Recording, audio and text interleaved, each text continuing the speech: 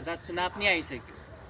केटाहरू कसैले एमाले बनेछ, कसैले काङ्ग्रेस बनेछ, कसैले माओवादी बनेछ।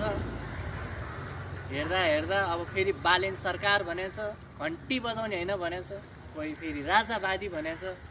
म त दिमागले पो फेल खायो त, कसलाई दिउँ त भोट अब?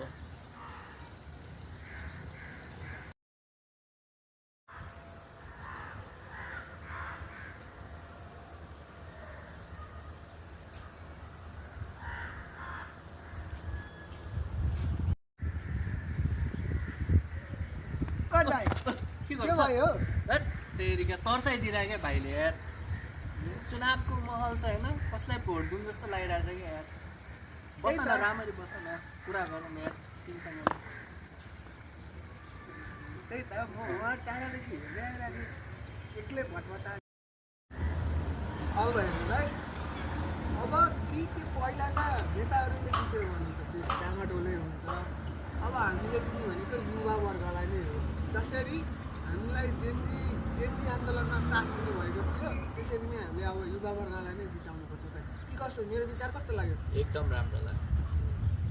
त्यसैले अब एउटा कुरा सबैजनाले सुन्नु ध्यान दिएर, एमाले काङ्ग्रेस माओवादीहरूको झोले भनेर चाहिँ नहिँड्नु होइन। अब चाहिँ युवा पुस्तालाई जिताउने हो, पुरै परिवर्तनको बाटो ल्याउने हो। त्यसैले बाजे बजे होइन, युवाहरू सबैजना सुन्नु होइन। कसैलाई कस्तो लाग्छ होइन, यो मेरो पार्टी तेरो पार्टी भनेर नहेर्नु। देश कहाँबाट कहाँ पुगिसक्यो, 20 वर्ष पछाडि भइसक्यो। त्यसैले अब परिवर्तनको बाटो चाहियो। अब जो खाडी गएको छ होइन, तिनीहरूलाई फिर्ता ल्याउनु पर्यो। त्यसैले अब हामी हाम्रो देश विकास गरेर हामी आफै यहाँ रोजगार बनेर हामीले यहाँ विकास गर्नु पर्यो। त्यसैले सही ठाउँमा भोट दिनु होला अनुरोध गर्दछु। के कस्तो लाग्यो भाइ, तिमी पनि भन कि? अब सबैजनाले आफ्नो मत अधिकारको चाहिँ प्रयोग गर्नु, तर जथाभावी दिने काम पहिलाकै ठाउँमा दिएर चाहिँ कतै पनि बाटो नबिगार्नु हो। हुन त कुनै ठाउँमा प्रगति गरेको होला, तर सबै ठाउँमा गरिएका छैनन्। त्यसैले आफ्नो मत अधिकारको प्रयोग त गर्नु, जथाभावी दिएर 2 दिनको मासु चिउरामा पनि नबिग्रिदिनु होला भन्दै हामी यहीँबाट अन्तिम हुन्छौँ।